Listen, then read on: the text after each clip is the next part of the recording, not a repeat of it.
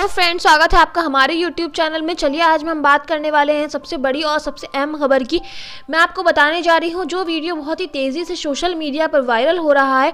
मैं आपको वो वीडियो इस वीडियो के अंदर दिखाऊंगी, लेकिन उससे पहले अगर आपने मेरे चैनल को सब्सक्राइब नहीं किया है तो मेरे चैनल को सब्सक्राइब कर लीजिए, साथ ही साथ मेरी वीडियोस को लाइक कर दीजिए और बेल आइकन ज़रूर प्रेस कर दीजिएगा ताकि मेरे आने वाली हर वीडियो की अपडेट आपको मिल सके। आपको दिखाती हूँ जो वीडियो बहुत ही तेज़ी से सोशल मीडिया पर वायरल हो रहा है। देखिए इस वीडियो अब कभी वॉलमार्ट ने अमेरिकी किसानों को जब लाभ नहीं दिया तो भारत के भीतर में अंबानी और अडानी किसानों को लाभ कैसे दे देंगे, या XYZ आके कैसे दे देगा। प्रस्ताव इसलिए किसानों को डरा देते हैं क्योंकि किसान हर चीज से वाकिफ है। वो अपने गांव में देख रहा है किसके गोडाउन खुल रहे हैं, किसकी रिटेल सेक्टर की दुकान खुल रही है, कहां पर अनाज उसको ले जाने के लिए कौन कौन से कॉर्पोरेट और उनके बिजनेस पर्सन आ रहे हैं, वो देख रहा है। उसका पूरा डाटा हम आपको जरा एक जानकारी देते हैं जिसके जरिए आप समझ पाएंगे कि पंजाब के किसानों के भीतर का जो दर्द है वो सिर्फ किसानी तक नहीं है, उनके भीतर उस बात को आक्रोश लेकर है कि उन्होंने तो अपनी जिंदगी हिंदुस्तान को सींचने और बढ़ाने में लगा दी। इस देश के भीतर में अभी तक जो अंबानी और अडानी का जिक्र किसान कर रहे हैं, उनसे जब जिक्र कीजिएगा तो एक शख्स ने हमें पूरी वॉलमार्ट की लिस्ट थमा दी। वॉलमार्ट अमेरिकी कंपनी है जो वेयरहाउस बनाती है, वेयरहाउस यानी जो गोडाउंस होते हैं। और आपको जानकर हैरत होगी कि भारत के भीतर में 27 वेयरहाउस काम कर रहे हैं। पंजाब में भी 5 है, सबसे ज्यादा पंजाब में ही वॉलमार्ट के गोदाम है। उसके बाद उत्तर प्रदेश है 4 है, तेलंगाना में 4 है, आंध्र प्रदेश में 5 है, मध्य प्रदेश में 4 है, महाराष्ट्र में 2 है, राजस्थान में है, छत्तीसगढ़ में, वहां भी 1-1 2-2 खुले हुए हैं। पंजाब के बारे में जब हमने उनसे जानना चाहा कि पंजाब में वॉलमार्ट कहाँ कहाँ है, तो उन्होंने खुद ही जानकारी दी कि अमृतसर चले जाइए, जो जालंधर हाईवे है वहाँ पर वॉलमार्ट का आपको गोडाउन मिल जाएगा। जालंधर में जाइएगा तो वहाँ GT रोड पर मिल जाएगा। लुधियाना जाइएगा तो वहाँ पर एक फोर्टिस अस्पताल है, उसके बगल में वॉलमार्ट का एक बड़ा शानदार सा गोडाउन बना हुआ है। जिकरपुर जाइएगा तो चंडीगढ़ अंबाला रोड पर आपको मिल जाएगा। भटिंडा जाइएगा तो नथाना में मिल जाएगा। ये सारे वॉलमार्ट कैसे, वॉलमार्ट का जिक्र है जो कि अंतर्राष्ट्रीय कंपनी है। इन कंपनियों को जब भारत लाया जा रहा है, और कल ही वॉलमार्ट के CEO ने जानकारी दी कि 2027 तक वो जो एक्सपोर्ट करेंगे भारत से लेकर माल, वो तकरीबन कई गुना ज़्यादा होगा। यानी लगभग अभी के जो बिजनेस है उसमें 10 गुना की बढ़ोतरी हो जाएगी 2027 तक, 7 साल में। इतना लाभ किसानों को नहीं होगा, लेकिन एक अमेरिकन कंपनी उठकर आएगी और भारत में गोडाउन बनाएगी और खुले तौर पर वह इस देश के किसी भी आर्थिक मंच पर भाषण देती है, जैसा कल भाषण दिया गया कि हम 10 गुना एक्सपोर्ट करने की स्थिति में आ जाएंगे। वो एक्सपोर्ट कहां से होगा? वो इन किसानों, लेकिन क्या एक्सपोर्ट का लाभ इनको मिल पाएगा? ये सवाल है। ये सवाल इसलिए है क्योंकि वॉलमार्ट दुनिया की टॉप मोस्ट कंपनी है जो कि गोडाउन्स बनाती है, वेयरहाउस बनाती है और इस तरीके से माल को वो अंतर्राष्ट्रीय बाजार में ले जाती है। अंबानी अंडानी उसके बाद आते हैं, अंबानी और अडानी। अगर उनकी फहरिस्त भी जानना चाहते हैं तो इनका भी लाभ कम नहीं है। लाभ कभी वॉलमार्ट ने अमेरिकी किसानों को जब लाभ नहीं दिया तो भारत के भीतर में अंबानी और अडानी किसानों को लाभ कैसे दे देंगे, या XYZ आके कैसे दे देगा? क्योंकि उसकी भी इस परिस्थिति बहुत साफ तौर पर जो जानकारी हमने अपने तौर पर हासिल करनी चाहिए कि आखिर वो कौन सी स्थिति है जिसमें वॉलमार्ट इतनी लगातार चीज़ों को बढ़ता चला जा रहा है। तो पता चला वॉलमार्ट दुनिया के लगभग 22 देशों में अपने आप को फैला चुका और वहाँ के किसानी के प्रोडक्ट को ही वो अंतर्राष्ट्रीय तौर पर बेचता सेल करता है। अंबानी की स्थिति भी कुछ खराब नहीं है भारत के भीतर में। वो रिटेल सेक्टर में आ गए और रिटेल सेक्टर में भी जब आप ग्रोसरी का जिक्र करते हैं, ग्रोसरी में फल आता है, सब्जियां आती हैं, अनाज भी आता है। इन सब को लेकर सोचिए, लॉकडाउन की स्थिति में रिलायंस रिटेल नेट प्रॉफिट जो था अप्रैल से जून के बीच में 431 करोड़ का था। किसानों को, किसी भी राज्य के किसानों को क्या इतना लाभ एक मुश्त हो सकता है? संभव नहीं है। पूरे राज्य के, इवन पंजाब के किसानों को, सारे किसानों को जोड़ दीजिए, उनकी आय को जोड़ दीजिए, फिर भी वो वहां तक नहीं पहुंच पाएंगे। रिटेल सेक्टर खोल लिया, आपने आपको लाभ मिल गया। उसका जरा एक डाटा देखने की जरूरत इसलिए है क्योंकि पिछले साल तक का डाटा जो अंबानीज के रिटेल का है वो लगभग 11,784 रिटेल स्टोर्स उनके देश भर में है। 7,000 शहरों में फैला हुआ है ये। और इनका जो अपना, इन्होंने हाल में किशोर बियानी जो फ्यूचर ग्रुप का चलाते थे, उनसे भी इन्होंने लगभग 24,713 करोड़ में ले लिया है। उनके भी शोरूम अब इनके शोरूम हो गए। इस तरीके से बिग बाजार भी इनके अंडर में आ गया।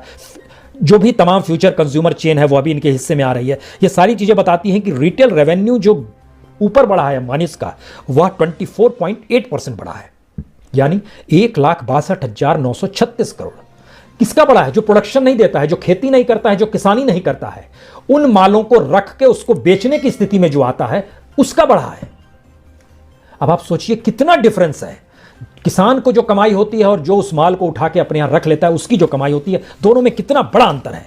इतना ही नहीं, खुद ब खुद जानकारी दे रहे हैं रिलायंस वाले कि हर दिन हमारे 8 स्टोर खुलते रहे पिछले बरस 2019 में, जो कि 3000 स्टोर्स खुल गए। 19-20 का जो फाइनेंशियल ईयर था उसमें खुल गया, और इसको हम लोग और तेजी से आगे बढ़ाएंगे। और जो इनके यहाँ से अनाज बिका, पता नहीं कोई किसान कितना अनाज बेच पाता है, लेकिन 2019-20 में रिलायंस के रिटेल सेक्टर में जो अनाज बिका वो 6,40,000 लाख टन, 6,40,000 टन जो सिर्फ अनाज था उसको इन्होंने सेल किया, उसमें फल सब्जी को भी जोड़ लीजिए। यह स्थिति इनकी अपनी है रिलायंस की। इसके पैरेलल में जब आते हैं रिटेल सेक्टर के बाद, फिर आइए वॉलमार्ट को याद कीजिए, और उसके तुरंत बाद आप अडानी को याद कीजिए। अडानी को इसलिए याद कीजिए क्योंकि इस बात का जिक्र लगातार हो रहा है कि कितनी बड़ी तादाद में देश भर में उनके गोडाउन्स काम कर रहे हैं, उनको कितना लाभ हो रहा है, और उस लाभ की स्थिति में राज्य सरकारों की भूमिका क्या होती है। मसलन जो पिछले दिनों की बात है, 7 मई 2020 को एक सामने आया directorate of town and country planning Haryana के जरिए कि उन्होंने पानीपत में एक जगह पर जमीन दे दी है लगभग 9 हेक्टेयर की। 9 हेक्टेयर का मतलब 22.5 एकड़ की जमीन जो एग्रीकल्चर लैंड थी, उसको इन्होंने कन्वर्ट कराने का पैसा दिया लगभग 27 लाख रुपए, और उसके बाद उसको कन्वर्ट हो गया और वो अडानी को दे दिया गया। अब आप यहां पे बड़ा शानदार गोडाउन बना लीजिए। ये नथुना गांव है, कोई सराना तहसील है पानीपत की, वहां पर ये गोडाउन बनाया जा रहा है और इसको जारी कर दिया गया, उनको दे दी गई ये सारी सुविधा। कि सरकार की जमीन, सरकार को क्या मिला? सरकार को 27 लाख रुपए मिले, सिर्फ और सिर्फ जो कन्वर्जन था, उसके बाद का पेमेंट कोई नहीं हुआ। और ये परिस्थिति है कि क्या किसानों को इस तरह से जमीन नहीं दी जा सकती है? और इस देश के हर उस हिस्से में जहां आप सोच सकते हैं वॉलमार्ट का और अडानी का, दोनों को जब आप जोड़िएगा तो आपके जहन में एक बात और आएगी, क्या वाकई इस देश के भीतर में जहां जहां अनाज होता है वहीं वहीं गोडाउन खोले जाते हैं? अडानीज ने कटिहार में खोला, दाहोद में खोला, कोटलापुरा में, बोरीवली में, दरभंगा में, कन्नौज में, धामरोहा में, इन जगहों पर खोला है। और फिलहाल जो अलग अलग जगहों पर काम कर रहे हैं, पंजाब, हरियाणा, तमिलनाडु, कर्नाटक, महाराष्ट्र, वेस्ट बंगाल, लगभग 6 लाख मीट्रिक टन यह स्थिति है इन जगहों पर गोडाउन्स जो बनाए गए। मध्य प्रदेश में भी 3 लाख मीट्रिक टन का अलग से गोडाउन बनाया गया है, जिसका समझौता ही राज्य सरकार के साथ कर लिया गया, शिवराज सिंह चौहान के साथ। और राज्य सरकार टैक्स पेयर का पैसा अडानी के इनको देती है कि आपने जनता द्वारा उपजाए गए अनाज को अपने गोडाउन में रखा, तो उसकी एवज में हम आपको इतना पैसा देते हैं, और ये जो पैसा वसूलते हैं उसके बदले कुछ इधर देते हैं। यह एक स्थिति अजीबोगरीब, यह एक चेक एंड बैलेंस की स्थिति स्टेट और कॉर्पोरेट के बीच में है। और अब ये लगभग 4 लाख मीट्रिक टन बिहार, यूपी, पंजाब, हरियाणा, महाराष्ट्र, गुजरात में और खोलने वाले हैं। और ये जितने भी अडानीज के जो बेस डिपो हैं ये सारे नोटिफाइड हैं। इसी तरीके से वॉलमार्ट का अगर आप जिक्र कीजिएगा तो उसमें जैसे आगरा में है, लखनऊ में है, मेरठ में है, रायपुर में है, औरंगाबाद में है, हैदराबाद में है, करीमनगर में है, कोटा में है, भोपाल में है, इंदौर में है, निजामाबाद में है, देश के हर उस हिस्से में, गुंटूर में है, राजामुंद्री में है, तिरुपति में है, कुरनूल, यानी अमेरिकी कंपनी तक की चीजें फैल गई है आगे। इसीलिए जब आप इन किसानों के बीच बैठेंगे तो ऐसा नहीं है कि किसान चीजों को नहीं जानता है, वो चीजों को समझ रहा है। सवाल यह है कि सरकार ये क्यों मान रही है कि किसान इन चीजों को नहीं जानता होगा। उसके भीतर का दर्द सिर्फ इतना भर नहीं है, वह इस बात से घबरा रहा है कि आने वाले वक्त में जो अगली पीढ़ी होगी वह खेती भी कर पाएगी कि नहीं कर पाएगी, क्योंकि ज़मीन लगातार छोटी हुई है। और ज़मीन जब छोटी होती चली जाती है तो उसका हश्र क्या होता है, यह बिहार, यूपी, झारखंड, पश्चिम बंगाल में देखा जा सकता है, जहां एक व्यक्ति के पास 1 हेक्टेयर भी नहीं है, उससे भी कम की स्थिति में है। कई जगहों तो 1 एकड़ की स्थिति है, खासतौर से बिहार और पश्चिम बंगाल का जिक्र करेंगे तो उनके हर किसान के पास एवरेज 1 एकड़ से कम की स्थिति है। तो वह उगाएगा क्या और संघर्ष क्या करेगा? पंजाब का किसान संघर्ष करने इसलिए निकल पड़ा क्योंकि एवरेज जमीन उनके पास फिर भी 3.6 हेक्टेयर की है। तो जो किसान थे और जिस रूप में किसान थे, और जब हम जिलों का जिक्र आपसे कर रहे थे, उसके बावजूद भी हर जिले से पंजाब के किसान यहां तक पहुंचे हैं।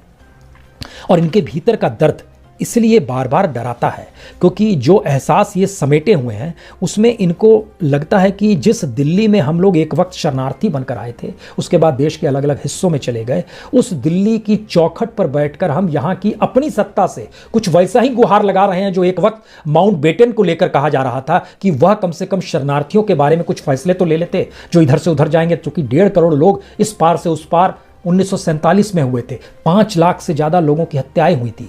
1947 में अगर 5 लाख की हत्याएं हुई थी तो यहाँ आते आते दिल्ली जैसी जगह में 2,500 से ज़्यादा का कत्लेआम 1984 में देखा गया। लेकिन अब समूचे पंजाब के किसानों का दर्द है। सवाल है कि किसानों के दर्द और पंजाब के भीतर की उथल पुथल भरी समझ और वो जिस जमीन पर अटके हुए हैं उसको लेकर कोई राजनीतिकरण तो नहीं हो जाएगा, या फिर राजनीति का लाभ उठाते हुए कोई गलत दिशा में तो नहीं ले जाएगा, जिसका अंदेशा बार बार हर कोई कर रहा है।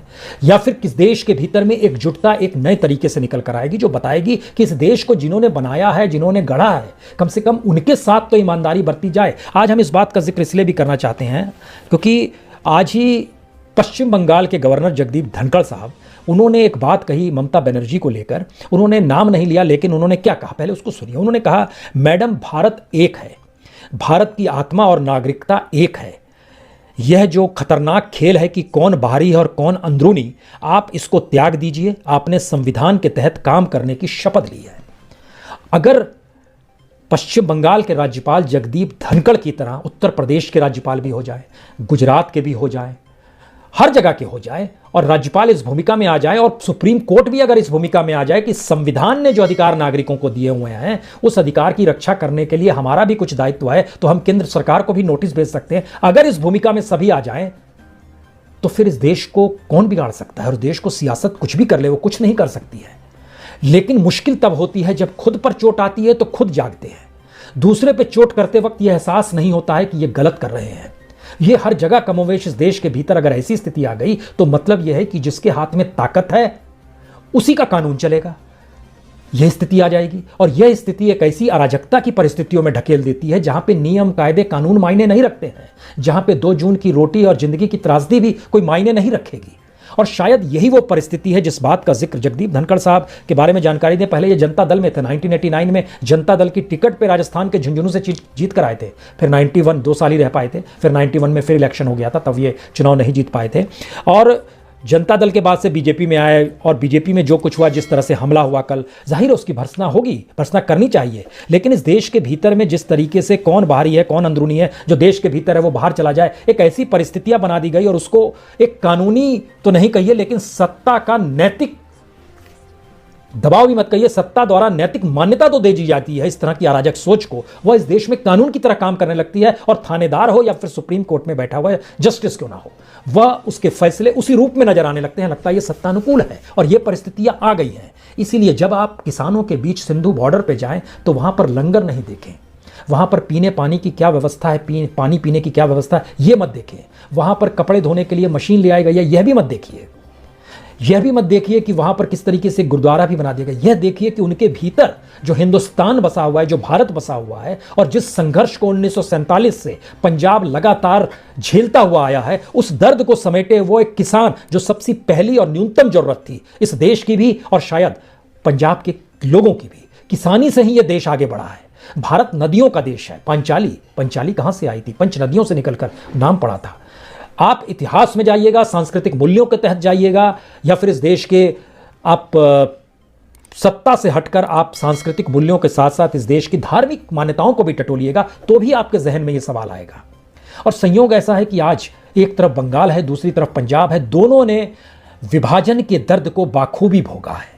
और अगर 1947 में एक तरफ पूर्वी पाकिस्तान था और इधर पाकिस्तान जो बन रहा था, उसको दर्द को पंजाब और बंगाल ने भोगा, तो फिर 1984 का दर्द अगर पंजाब समेटे हुए है तो 1971 में जब बांग्लादेश बना था उसे भी बंगाल ने देखा है, बहुत बारीकी से देखा है, समझा है इस बात को।